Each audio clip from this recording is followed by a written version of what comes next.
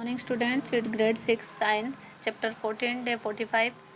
अब हम वाटर के बारे में पढ़ रहे थे। Surface water is present on the surface on the earth. It is the following types. अब अर्थ में मतलब अर्थ में कौन से टाइप में पानी रहता है ये देखेंगे हम। River and lake water. The water in river and lakes come from the rain and melting of snow of the mountains. Water flows down the mountains and goes into rivers. On its way, it dissolves some soluble salt and carries suspended impurities. It contains harmful materials that are discharged into rivers by factories and sewage from our cities. Sometimes rivers' water also contain germs that cause disease like cholera and typhoid. This disease are called water borne disease. अब जो हम पानी से हमें जो disease होता है उसको वाटर बॉर्न डिजीज़ बोलते हैं। Then sea water stream and rivers finally flow into the sea. Sea water contain dissolve salt mainly the common salt. Due the presence of large amount of common salt, sea water is salty in tasty and called saline water. It is unfit for drinking and agriculture और industrial need. अब ये जो सी waters रहते हैं ये salty रहते हैं, जिसलिए ये हमारे काम में नहीं आते हैं। अंडरग्राउंड वाटर और subsoil water. Some of rain water that falls on the earth seep through the soil or goes down under the surface of the earth.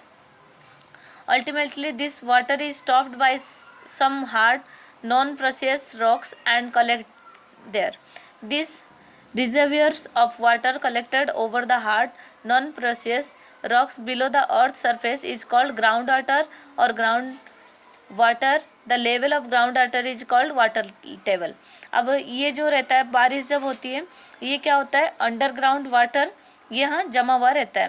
Ground water is pumped out the digging wells deep enough to reach the water table.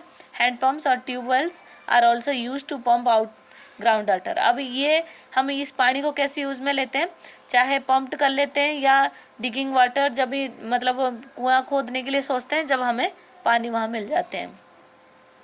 Hand pumps or tube wells are also used to pump out groundwater. This groundwater is used for household, agriculture and industrial purpose. ये हमारे सबके काम में आते हैं, agriculture में भी, हमारे हाउस होल्ड में भी और इंडस्ट्रियल में भी काम आते हैं। At some place, water come out from the ground from springs due to high pressure inside. It is called spring water. Water of springs or wells is filtered through different layers of soil, so there are no suspended impurities in it. From where do we get water? हमें कहाँ से पानी मिलते हैं? From where do we get water that you use? You may say we get water from taps. Have you ever thought where water in the taps come from? Water that we get from taps come the lake or river. जो हमारे नल में आ जाते हैं पानी वो कहाँ से आते हैं ये कभी हम सोचे नहीं, ये लेक और रिवर से आते हैं। Water from natural source contain many impurities to make the fit of drinking. This impurities must be removed. River और lake water is purified to make it fit for drinking purpose.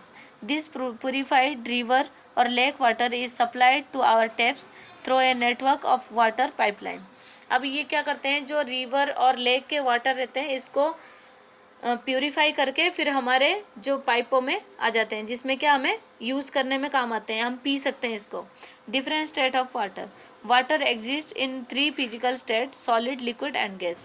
Water 3 physical states उसके होते हैं, एक तो solid, liquids and gas होते हैं।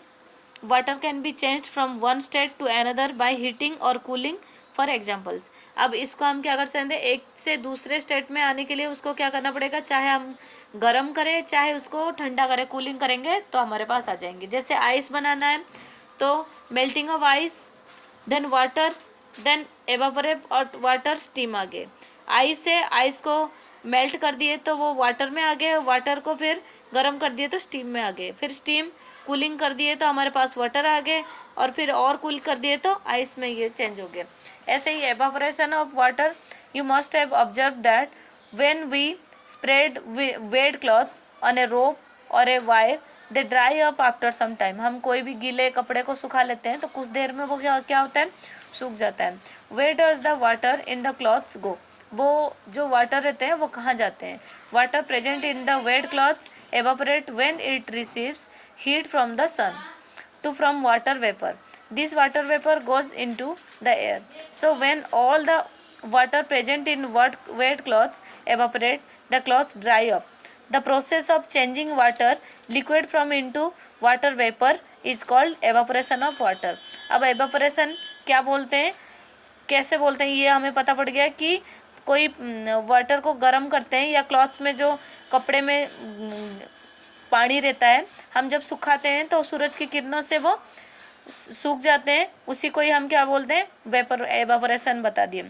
Water spoiled on a floor dries off and disappear. Water from wet roads puddles and roof tops our houses dries up disappear. हम देखते हैं कि जैसे रोड पे पानी रहता है या कोई जगह पे पानी रहता है, वो कहाँ चल जाते हैं, मतलब सूख के एवापोरेट होके ऊपर चल जाते हैं। Salt is obtained when water from the sea is left in shallow pits, the sea water evaporate leaving behind the salt.